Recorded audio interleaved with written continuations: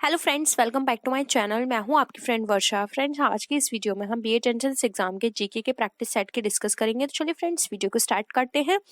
Friends, आज की इस वीडियो में हमने कुछ इंपॉर्टेंट क्वेश्चंस लिए हैं जो कि आपके एग्जाम के पॉइंट ऑफ व्यू से इंपॉर्टेंट है, और कुछ हमने 2011 की जो जनगणना हुई थी उसके बेसिस पे क्वेश्चंस लिए हैं जो कि एग्जाम में पूछे जा सकते हैं, क्योंकि आपको पता है जनगणना हर 10 साल में आती है। तो ये क्वेश्चंस भी हमें पढ़ने हैं। तो स्टार्ट करते हैं। फर्स्ट है, 1 रुपए के नोट पर किसके हस्ताक्षर होते हैं? वित्त मंत्री के, जो कि भारत सरकार का हो, गवर्नर भारतीय रिजर्व बैंक का, वाणिज्य मंत्री भारत सरकार का, या फिर वित्त सचिव भारत सरकार का। तो फ्रेंड्स, 1 रुपए के नोट और जो अदर नोट होते हैं, जैसे कि 10 का नोट, 50, 100, 500, 1000, 2000, 1000 का अब नहीं चलता, 2000। तो इन दोनों के नोट में जो डिफरेंस होता है, 1 रुपए का जो नोट होता है उस पर वित्त सचिव, जो कि भारत सरकार का होता है, उसके हस्ताक्षर होते हैं, और जो अदर नोट होते हैं उस पर आरबीआई के गवर्नर के होते हैं। तो इसका जो राइट आंसर होगा वो होगा ऑप्शन नंबर डी। थोड़ा डिफरेंस है, इसलिए स्टूडेंट यहाँ पे कंफ्यूज होते हैं। वो सोचते हैं कि नोट पे तो गवर्नर का होता है, लेकिन नहीं, 1 रुपए के नोट पे वित्त सचिव का होता है। बाकी के रिमेनिंग जो नोट होते हैं उस पे आरबीआई के गवर्नर के हस्ताक्षर होते हैं। नेक्स्ट आते हैं, भारत में नोट जारी करने की कौन सी प्रणाली अपनाई गई है? अब जो नोट जारी करने की प्रणाली है वो कौन सी है? अधिकतम प्रत्यय प्रणाली, न्यूनतम आरक्षित प्रणाली, आनुपातिक प्रत्यय प्रणाली, या फिर नित्य प्रत्यय प्रणाली? तो फ्रेंड्स, हमको पता है जो हमारे नोट जारी किए जाते हैं, इश्यू किए जाते हैं, तो उसके बदले में हमें कुछ रिजर्व रखना होता है, जिसको हम बोलते हैं न्यूनतम आरक्षित प्रणाली, यानी कि कुछ मिनिमम अमाउंट रखना होता है। ये गवर्नमेंट जो होती है, जो आरबीआई होती है, उसके पास रखा होना होता है, तब वो जो नोट होते हैं उसको इश्यू करती है। तो ये बैंक का अपना क्राइटेरिया है, तो उसके अकॉर्डिंग होता है। तो यहाँ पे प्रणाली पूछी गई है, तो वो है हमारी न्यूनतम आरक्षित प्रणाली। तो ऑप्शन बी यहाँ पे हमारा राइट आंसर है। नेक्स्ट आते हैं, इंपीरियल बैंकों का आंशिक राष्ट्रीयकरण करके भारतीय स्टेट बैंक की स्थापना कब की गई? तो फ्रेंड्स, इंपीरियल बैंक आप जानते हैं, इंपीरियल बैंक 1921 में स्टैब्लिश हुई थी, और उसका नेशनलाइजेशन किया गया था, और नेशनलाइजेशन के बाद उसका नाम बदलकर एसबीआई रख दिया गया था, यानी कि स्टेट बैंक ऑफ इंडिया। तो आपको बताना है वो कब किया गया था, 1935 में, 1949 में, 1955 में, 1962 में? तो फ्रेंड्स, यहाँ पे जो इसका राइट आंसर है वो है ऑप्शन यहाँ पे नंबर सी, 1955 में। फ्रेंड्स, आप यहाँ पे कुछ इन्फॉर्मेशन नोट कर लीजिए। जैसे कि मैंने आपको इंपीरियल बैंक बताया, तो वो स्टैब्लिश हुई थी 1929 में। और जो इंपीरियल बैंक है, इससे पहले 3 प्रेसिडेंसी बैंक थी, आप उसको नोट कर सकते हैं, bank of Calcutta, bank of Madras and bank of Bombay. इन तीनों बैंकों को मर्ज करके इंपीरियल बैंक बनाया गया, जो कि 1921 में बना था, और इसको नेशनलाइज किया गया 1955 में, और उसका नाम चेंज करके एसबीआई रख दिया गया। और यहाँ पे 1935 दे रखा है। यहाँ इस टाइम पीरियड में जो आरबीआई है वो बनी थी, और 1949 में आरबीआई को नेशनलाइज किया गया था। तो आई होप ये सारी इन्फॉर्मेशन आपके लिए क्लियर होंगी। ठीक है, नेक्स्ट आते हैं, भारतीयों द्वारा आंशिक भारतीयों द्वारा सीमित देयताओं वाला संचालित पहला बैंक था। तो हमें बताना है जो भारतीयों द्वारा सीमित देयताओं वाला संचालित बैंक था वो कौन सा था? Awadh commercial bank, Punjab national bank, reserve bank, या फिर आईसीआईसीआई? तो फ्रेंड्स, जो हम इसका जो राइट आंसर होगा वो होगा option number A, Awadh commercial bank. Next आते हैं, भारतीय जीवन बीमा निगम की स्थापना किस वर्ष की गई थी? 1954, 1955, 1956, या फिर 1957? तो बहन फ्रेंड्स, यहाँ पर भारतीय जीवन बीमा निगम की स्थापना की बात की जा रही है, तो इसकी स्थापना की गई थी 1956 में। तो ऑप्शन सी आपका यहाँ पे राइट आंसर है। नेक्स्ट है, भारतीय स्टेट बैंक से जुड़े सहयोगी बैंकों की संख्या कितनी है? तो भारतीय स्टेट बैंक से जुड़े बैंक हैं आपके, उनके सहयोगी बैंक बताने हैं, 5, 7, 8 या 9? तो फ्रेंड्स, इसका जो राइट आंसर होगा वो होगा यहाँ पे ऑप्शन नंबर ए, 5। नेक्स्ट आते हैं, नरसिंहम समिति किससे संबंधित है? यानी कि नरसिंहम कमेटी थी वो संबंधित बतानी है किससे थी? उच्च शिक्षा सुधार से, कर सुधारों से, बीमा सुधारों से, या फिर बैंकिंग संरचना सुधारों से? तो फ्रेंड्स, यहाँ पे नरसिंहम कमेटी की बात की जाए तो ये हमारे रिलेटेड थी बैंकिंग संरचना सुधारों से। तो यहाँ पे ऑप्शन डी राइट आंसर है। नेक्स्ट है, निम्नलिखित में से कौन सी संख्या शेयर बाजारों पर नियंत्रण रखती है? Reserve bank of India, SEBI, UTI या फिर वित्त मंत्रालय। तो फ्रेंड्स यहाँ पर अगर हम बात करें शेयर बाजारों पर नियंत्रण रखने की, तो वो करती है हमारी सेबी यानी कि stock exchange board of India.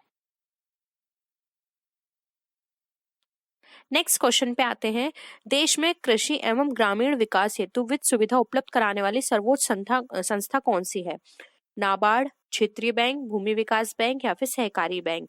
तो फ्रेंड्स यहाँ पे आप गौर कीजिए, कृषि एवं ग्रामीण विकास की बात की जा रही है, तो इसके लिए जो सर्वोच्च संस्था है वो है नाबार्ड। ठीक है।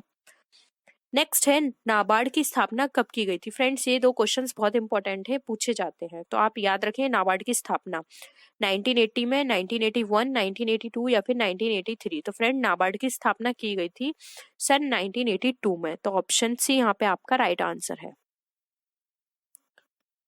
नेक्स्ट है, मंदड़िया एवं तेजड़िया शब्दावली किससे संबंधित है? बीमा व्यवसाय से, बैंकिंग व्यवसाय से, आयात निर्यात से या फिर शेयर बाजार से। तो फ्रेंड्स अगर हम मंदड़िया और तेजड़िया की बात करें तो ये हमारी संबंधित है शेयर बाजार से। तो ऑप्शन डी यहाँ पे हमारा राइट आंसर है। नेक्स्ट आते हैं,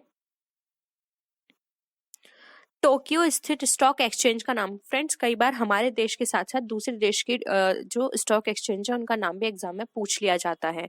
तो आपको बताना है कि टोक्यो की जो स्टॉक एक्सचेंज है उसका क्या नाम है? हांगकांग, निक्की, टोकाक या फिर डो जोन्स। तो फ्रेंड्स जो टोक्यो की स्टॉक एक्सचेंज है वो है निक्की। तो ऑप्शन बी यहाँ पे राइट आंसर है। फ्रेंड्स एक न्यूयॉर्क का भी पूछा जाता है, तो आप नोट कर लीजिए, न्यूयॉर्क की जो स्टॉक एक्सचेंज है उसको बोला जाता है नैस्डैक।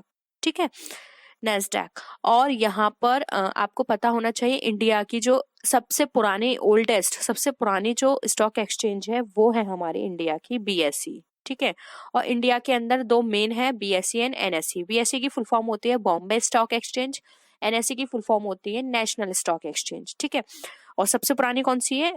Bombay stock exchange. ये पूछा जा सकता है कि इंडिया की सबसे पुरानी स्टॉक एक्सचेंज कौन सी है, तो वो है बॉम्बे स्टॉक एक्सचेंज यानी कि बीएसई।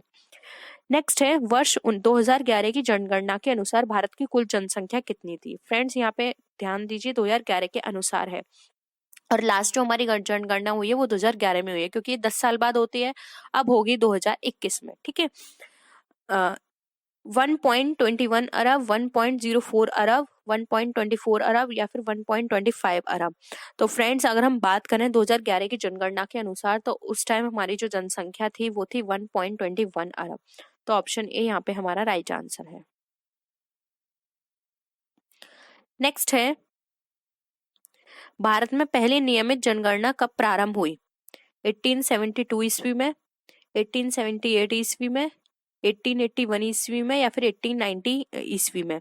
तो फ्रेंड्स पहली नियमित जनगणना की अगर हम यहाँ पर बात करें तो ये हमारी हुई थी टाइम पीरियड सबसे पहले 1881 ईस्वी में। तो ऑप्शन सी यहाँ पे हमारा राइट आंसर है। नेक्स्ट है, वर्ष 2011 की जनगणना भारत की कौन सी जनगणना थी? 12वीं, 13वीं, 14वीं या फिर 15वीं। तो ये भी पता होना चाहिए कि अभी जो जनगणना हुई थी वो कौन सी जनगणना थी, तो वो थी हमारी 15वीं जनगणना। आप हिसाब भी लगा सकते हैं 1881 से। तो ठीक है, राइट आंसर है यहाँ पे हमारा ऑप्शन नंबर डी, ये हमारी 13वीं जनगणना थी।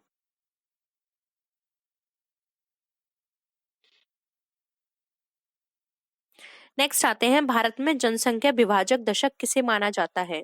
1901 से 1911, 1911 से 1921, 1921 से 31 और 1971 से 1981। तो फ्रेंड्स जनसंख्या विभाजक दशक की बात की जाए तो वो माना जाता है हमारा 1911 से 1921 ईस्वी। तो ऑप्शन बी आपका यहाँ पे राइट आंसर है। नेक्स्ट है, निम्नलिखित में से किस राज्य में सर्वाधिक अनुसूचित जनजातियां निवास करती हैं? झारखंड, मध्य प्रदेश, छत्तीसगढ़ या फिर उत्तराखंड। तो फ्रेंड्स इसका जो राइट आंसर होगा वो होगा आपका option number B, Madhya Pradesh में सबसे ज्यादा अनुसूचित जनजातियां निवास करती हैं। नेक्स्ट है, वेरी इंपॉर्टेंट क्वेश्चन है ये, 2011 की जनगणना के अनुसार सर्वाधिक जनसंख्या वाले राज्यों को घटता हुआ क्रम बताना है, यानी कि जितनी ज्यादा जनसंख्या उसको हमें घटते हुए क्रम में बताना है। उत्तर प्रदेश, महाराष्ट्र, बिहार, उत्तर प्रदेश, पश्चिम बंगाल और महाराष्ट्र, उत्तर प्रदेश, महाराष्ट्र और पश्चिम बंगाल, और उत्तर प्रदेश, बिहार, महाराष्ट्र। फ्रेंड देखिए तीनों चारों ऑप्शंस में उत्तर प्रदेश फर्स्ट है, तो यानी कि उत्तर प्रदेश तो सबसे पहले आएगा ही। ठीक है, उसके बाद जो अगर हम बात करें यहाँ पर घटते हुए क्रम की, तो महाराष्ट्र है, और महाराष्ट्र के बाद यहाँ पे फ्रेंड्स आएगा, अगर हम यहाँ पे बात करें तो बिहार। तो फ्रेंड्स यहाँ पर जो हमारा राइट आंसर होगा वो होगा यहाँ पे option number A, Uttar Pradesh, Maharashtra and Bihar. I hope यहाँ पे आपको सारी चीजें क्लियर होंगी।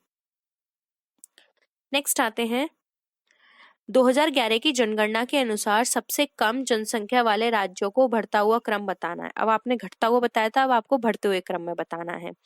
सिक्किम, मिजोरम, गोवा, सिक्किम, मिजोरम, अरुणाचल प्रदेश, सिक्किम, गोवा, मिजोरम, और सिक्किम, गोवा, अरुणाचल प्रदेश। तो इसको हमें बढ़ते हुए क्रम में बताना है सबसे कम जनसंख्या में। तो देखिए सिक्किम तो सबसे पहले है ही, उसके बाद आएगा मिजोरम, और उसके बाद आएगा अरुणाचल प्रदेश। तो आपका ऑप्शन नंबर बी यहाँ पे राइट आंसर है। नेक्स्ट आते हैं सर्वाधिक घनी आबादी वाले राज्य घटते क्रम में बताने हैं।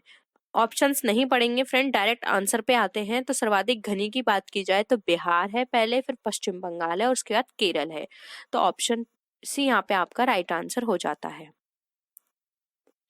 नेक्स्ट आते हैं जनगणना 2011 के अनुसार सबसे कम घनी आबादी वाले राज्यों का बढ़ता क्रम बताना है। अगेन हम ऑप्शंस की बात नहीं करेंगे क्योंकि बहुत टाइम वेस्ट होगा आपका। राइट आंसर होगा यहाँ पे आपका option number A, Arunachal Pradesh है, फिर मिजोरम है, और उसके बाद यहाँ पे सिक्किम आ जाता है। नेक्स्ट आते हैं जनगणना 2011 के अनुसार सर्वाधिक लिंगानुपात वाले राज्य बढ़ते हुए क्रम में बताने हैं। तो ऑप्शन बी आपका राइट आंसर है। पहले आएगा केरल, तमिलनाडु, फिर आएगा अरुणाचल प्रदेश। नेक्स्ट है, अब यहाँ पे जनगणना 2011 के अनुसार हमें सबसे कम लिंगानुपात वाले राज्य बताने हैं। तो आप ये फ्रेंड्स एक टेबल बना के याद कीजिएगा क्योंकि इस तरह के क्वेश्चंस 100% आपके एग्जाम में पूछे जा सकते हैं। तो राइट आंसर इसका जो होगा वो होगा ऑप्शन नंबर डी, पहले हरियाणा आएगा, फिर जम्मू कश्मीर, और उसके बाद सिक्किम। नेक्स्ट आते हैं 2001 से 11 के दौरान दशकीय जनसंख्या वृद्धि कितनी हुई है। तो फ्रेंड्स यहाँ पे ऑप्शंस हैं, तो ऑप्शन यहाँ पे सी राइट आंसर है। 17.7% जनसंख्या वृद्धि दर हुई है हमारे। ठीक है, नेक्स्ट है जनगणना 2011 के अनुसार भारत में प्रति 1000 पुरुषों पर महिलाओं की संख्या कितनी है। 939, 943, 933 या फिर 937। तो फ्रेंड महिलाओं की जो संख्या है वो है 943। तो ऑप्शन बी यहाँ पे राइट आंसर है। नेक्स्ट क्वेश्चन पे आते हैं जनगणना 2011 के अनुसार किस राज्य में स्त्री साक्षरता दर सर्वाधिक है। केरल, पश्चिम बंगाल, तमिलनाडु या फिर मध्य प्रदेश। तो फ्रेंड्स राइट आंसर होगा यहाँ पे ए, केरल। केरल में सबसे ज्यादा स्त्री साक्षरता दर है। नेक्स्ट है जनगणना 2011 के अनुसार किस केंद्र शासित प्रदेश में स्त्री साक्षरता दर सबसे ज्यादा है। केंद्र शासित की बात की जा रही है। तो फ्रेंड्स केंद्र शासित के अकॉर्डिंग यहाँ पर जो सबसे ज्यादा है वो है ऑप्शन सी, लक्षद्वीप में। और वैसे किसकी थी, केरल की।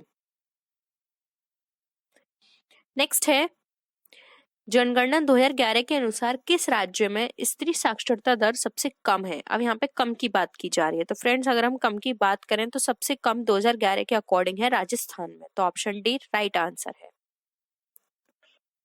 नेक्स्ट है क्वेश्चन, निम्नलिखित केंद्र शासित प्रदेशों में किसकी जनसंख्या सर्वाधिक है।